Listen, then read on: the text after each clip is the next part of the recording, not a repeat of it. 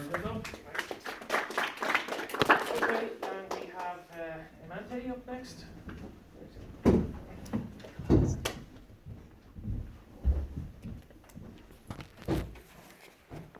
whenever you're ready. The article I chose to talk about is to Euro or not to Euro, the EMU and identity politics in the European Union. The research question in this article is to explain the variation in post-Maastricht elite attitudes towards the single currency in Western Europe. This article concentrates on the British reluctance to join the single currency in the first round, as well as the French and German continuing support for it. This is very relevant today because the euro was initially proposed to unify the European Union. It is the most commonly used currency in Europe and it is the second most traded currency in the world. It is important to look at how these countries mentioned in the article, Britain, Germany and France, first acknowledged the euro. The authors of this article answered this question by breaking down the reasons of how a European country would benefit by using the euro as their currency. There are good geopolitical and economic reasons in favour of the euro as there are against it. This article explores the idea that the euro is all about the EU and political order rather than just being about lowering transaction costs or creating exchange rate stability. This article is split up into sections, each section explaining how each country responds to EMU and their approaches towards the euro. So to start with Britain, at the Maastricht summit the British government had already reserved the right to decide for itself whether the UK should join the EMU in 1999. They felt that keeping the pound would allow Britain to devalue its currency against the euro for times of economic crises.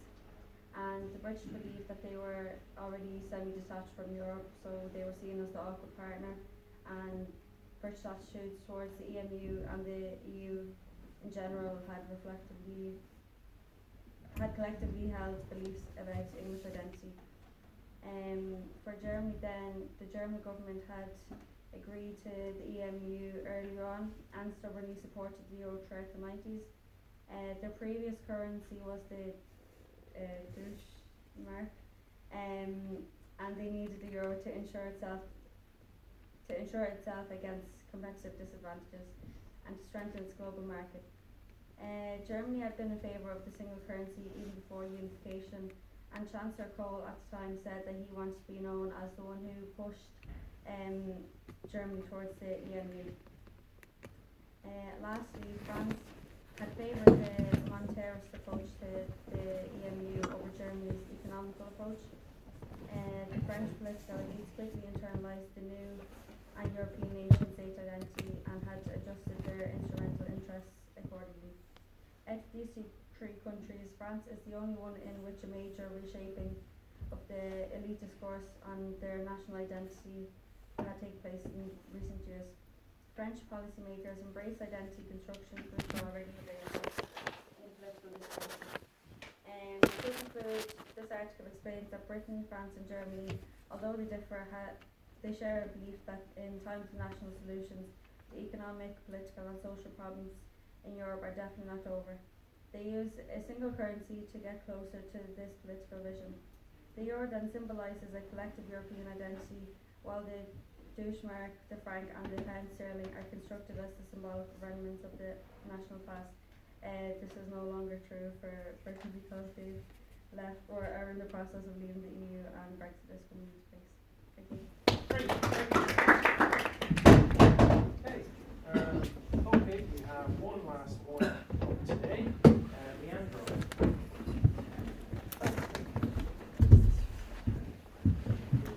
Right, so whenever you're ready there, Leandro. The article I reviewed was Operation Global, Capital Cycles in an Imbalanced International Political Economy by Wanikoff and Borrelli, 2017. The question Wanikoff and Borrelli tried to answer was the global financial crisis 2007 and 2009 caused by developing economies? Wanikoff and Borrelli, 2017, argued that FMI claimed that the reasons for the 2007 and 2009 crisis lies on the financial stability in developing countries. However, Wanikoff and Borrelli researched that during the period of crisis, the developing countries, especially in South America, took a very different approach to deal with the global financial crisis. Those challenges showing what the FMI had claimed. Wyckoff and Burley point out that the Great Depression that devastated the South America region in 1982 prepared the South America countries for the global financial crisis of 2007-2009, leading them to perform much better than the developed countries. The majority of South American economies got back to normal and showed signs of growth already in 2010, while the developed economies struggled to survive. Wyckoff and Burley analyzed that the developing economies barely faced the balance of payment adjustments, which helped their bank sectors to remain stable, unlike what happened in the developed countries.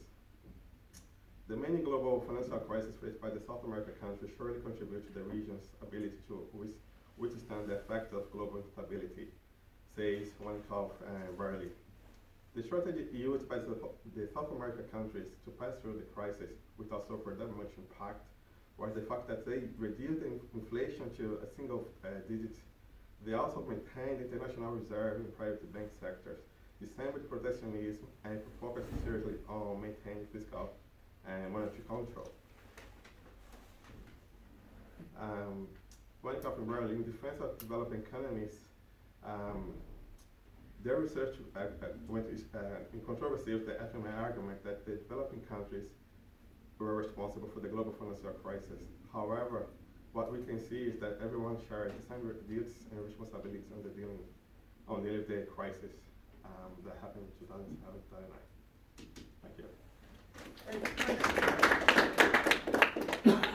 Okay, folks, that's all we have for today, and I'll see you all on Wednesday.